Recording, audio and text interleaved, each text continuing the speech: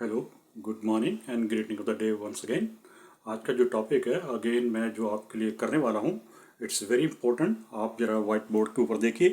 The name of the topic is myxoedema, जिसमें हम this condition ये जो डेवलप होती है, this is because of the hypothyroidism. लेकिन जब हम पर्टिकुलर एक नाम इसके साथ जोड़ देते हैं कि मैक्सोडिमा कैटेगरी के अंदर आता है, तो this is something going to be very severe. So अगर हम माइक्सोडिमा को डिवाइड करें, क्लासीफाई करें, तो हमें पता चलता है कि देर इज ए माइल्ड माइक्सोडिमा है। और जब हम माइल्ड माइक्सोडिमा कह रहे हैं तो इसका मतलब है कि there is A mild hypothyroidism condition. और नंबर टू, जब हम कहते हैं कि सीवियर माइक्सोडिमा है, तो इसका मतलब कि यहाँ पर माइक्सोडिमा है, लेकिन जब हम माइल्ड हाइपोथायराइडिज्म कह रहे हैं या हाइपोथायराइडिज्म सिर्फ कह रहे हैं, तो तब तक देर इज नो माइक्सोडिमा, यानी that hypothyroidism is without the myxoedema. लेकिन जब हम माइक्सोडिमा कहते हैं तो इसका मतलब है कि सीवियर डिग्री ऑफ हाइपोथायराइडिज्म कहते हैं, तो उसमें माइक्सोडिमा हो चुका है। And then one of the most severe condition of the hypothyroidism है, वहां पर भी सीवियर डिग्री ऑफ माइक्सोडिमा होगा। सो लेट्स गो एंड सी। सो अगर आप बोर्ड पे आएंगे तो मैंने जब 4 मेजर वाइटल सिस्टम्स के ऊपर बात ये टॉपिक प्रिपेयर किया है। Rest all systems get affected because of the hypothyroidism.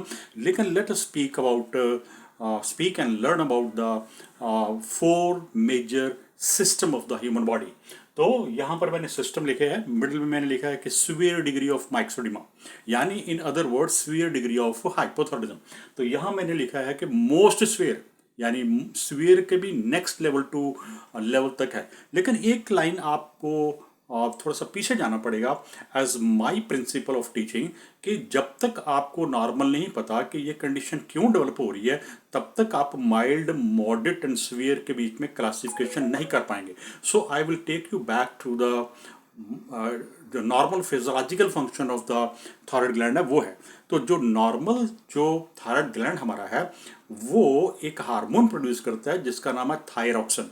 Now मेरे लिए इंपॉर्टेंट पॉइंट यहां पर यह है कि what is the normal function of the thyroxine. तो जो थायरॉक्सिन है, उसका जो प्रिंसिपल फंक्शन है, वो स्टिमुलेट द मेटाबॉलिक रेट।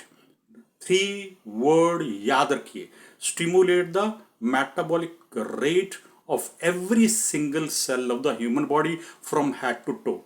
सो इसका मतलब है कि this include the whole body, number 1। Number 2 है कि जो स्टिमुलेशन है, जो मेटाबॉलिक स्टिमुलेशन है, that is very essential for the growth and development of the mental and the physical health. ये जब तक आपको नहीं आएगा, तब तक जो impact of the hypothyroidism over the cerebral, over the respiratory, over the cardiovascular, over the metabolic panel के ऊपर जो पड़ता है, वो आप उसको थोड़ा सा सोचने में आपको डिफिकल्टी हो जाएगी। जब आपको एक फार्मूला मिल गया, जब आपको एक की मिल गई है कि थायरॉक्सिन क्या करती है, it stimulate the metabolic rate of every single cell of the human body from head to to.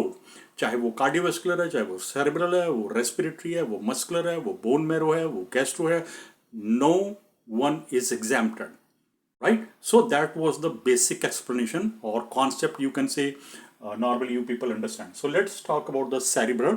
यहाँ पर severe hypothyroidism है, इसका मतलब यहाँ पर माइक्सोडिमा प्रेजेंट है, और इस कंडीशन को कई बार हम क्राइसिस वाली कंडीशन भी बोल देते हैं। सो इट्स ए माइक्सोडिमा, लेकिन सीवियर डिग्री है, एंड द पेशेंट, अगर हम इंटरवीन नहीं करेंगे, पेशेंट केयर नहीं करेगा, the crisis like situation can occur. So system wise देखिए, और यहां पर मैंने लिखा है कि मोस्ट सीवियर है, यानी द नेक्स्ट लेवल। अब सिस्टम वाइज हम बात करेंगे सेरिब्रल में क्या क्या चेंजेस होती हैं।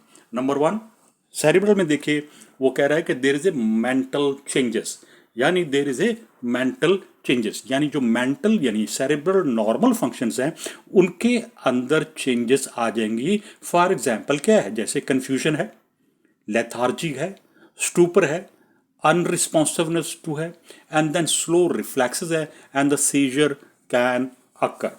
ये देखिए, सीजर, रिफ्लेक्सेस है and seizure can occur in severe, और अगर सीजर तक बात जा रही है, अनरिस्पॉन्सिव है, तो दिस इज समथिंग क्राइसिस ना। मोस्ट फेयर में देखिए कि कि सेरिब्रल में क्या चेंजेस होती हैं। Altered mental functions, confusion of sphere degree, forgetfulness, unconscious and coma तक पेशेंट चला जाएगा। This is all about the cerebral neuron. Let's next जो सिस्टम है वो है थर्मो रेगुलेशन, यानी हमारा जो बॉडी का एक नॉर्मल टेम्परेचर मेंटेन रहता है 98.2 या 37.2, वो जो नॉर्मली रहता है उसमें वो हाइपोथर्मिया हो जाएगा। हाइपोथर्मिया क्यों हो जाएगा? क्योंकि जो थर्मो रेगुलेशन है उसको भी स्टिमुलेशन चाहिए फ्रॉम द थायरॉक्सिन, और अब वो सीवियर डिग्री डेफिशिएंसी है उसकी, और as a result of that जो टेम्परेचर ऑफ द बॉडी है वो रेगुलेट नहीं हो पाता। और यहाँ पर उसने ब्रैकेट में मैंने लिखा है कि इट कैन ड्रॉप टू 32.2। और मेटाबॉलिक इम्बैलेंस के अंदर जो होगा वो ये होगा कि जो इलेक्ट्रोलाइट है वो उनका इम्बैलेंस हो जाएगा, फ्लूइड का इम्बैलेंस एक्सेट्रा हो जाएगा। सो इस तरफ आइए, जब हम कह रहे हैं कि most degree of myxoedema, this condition can be a fatal, this is a severe life threatening condition है जहां पर पेशेंट की डेथ इमीडिएट हो सकती है अगर इमीडिएटली इंटरवीन नहीं किया गया। सो यहाँ पर impaired thermoregulation रहनी, यानी severe degree of drop in the temperature known as a hypothermia, यानी लेस देन 32.2 से भी नीचे चला जाएगा, right. Patient completely cold and collapse होने की कंडीशन में होगा। और नंबर 3 जो सिस्टम मैंने लिखा है वो है cardiovascular, which is a very vital system. इसके जो मायोकार्डियल सेल है, जो कार्डिक आउटपुट है, जो contraction of the cardium muscular layer की जो कंट्रैक्शन है, that also depend upon the stimulation. अब स्टिमुलेशन कहाँ से हो रहा है? थायरॉक्सिन से। इसका मतलब through the blood the thyroxine reach to the cells and it stimulate, it provide stimulation. As a result of the stimulation वो मसल जो है मायोकार्डियल वो कंट्रैक्ट करते हैं एंड कार्डिक आउटपुट नॉर्मली होना चाहिए। लेकिन क्योंकि यहाँ पर थायरॉक्सिन कम है, so as a result of that क्या होता है कि cardiac output as a result of slow and poor myocardial contraction की वजह से स्लो कार्डिक आउटपुट हो जाएगा, जो ऑक्सीनेटेड ब्लड है वो बाहर नहीं जा पाएगा। So as a result of that आप देखेंगे कि उसका जो हार्ट रेट है वो ब्रेडिकार्डिया हो जाएगा, यानी लेस देन जो 60 बीट पर मिनट है वो एक बॉटम लाइन है, तो वहाँ पर वो इससे भी कम में चला जाएगा।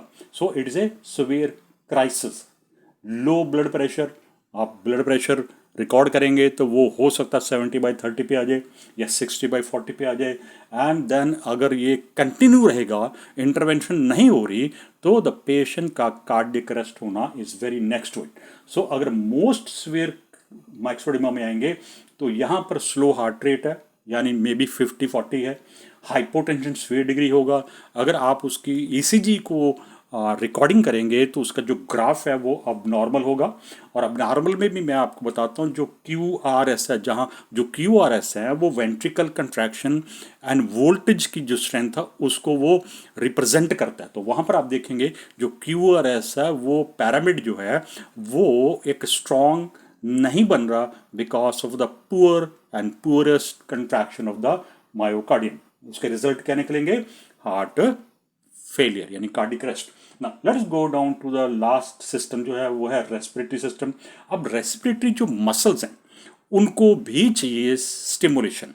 स्टिमुलेशन के पीछे कौन है? थायरॉक्सिन, जो नॉर्मली आनी चाहिए। लेकिन अभी जो पेशेंट की कंडीशन है वो हाइपोथायरॉयडिज्म सीवियर डिग्री है जिसमें क्राइसिस लाइक है। यहाँ पर जो रेस्पिरेटरी मसल्स हैं, लंग्स हैं, डायफ्राम है, वो कंट्रैक्ट एडिक्वेटली पावरफुली नहीं हो पा रहे और इसकी वजह से पेशेंट जो है वो हाइपो वेंटिलेट कर रहा है।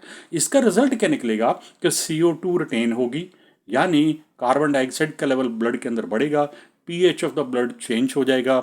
और वहाँ पर आप बोलेंगे क्योंकि रिटेंशन ऑफ द CO2 है, डायरेक्टली रेस्पिरेटरी सिस्टम इन्वॉल्व है, तो यहाँ पर जो एसिडोसिस होगा that will be known as a respiratory acidosis, क्योंकि रिस्पॉन्सिबल जो ऑर्गन है वो रेस्पिरेटरी सिस्टम डायरेक्टली इन्वॉल्व है। सो इसमें जो पेशेंट ब्रीदिंग कर रहा है वो स्लो ऑफ द स्लो कर रहा है एंड डीप कर रहा है, और उसका जो पर मिनट रेट है वो लेस देन 12 है। 12 इज द बॉटम लाइन।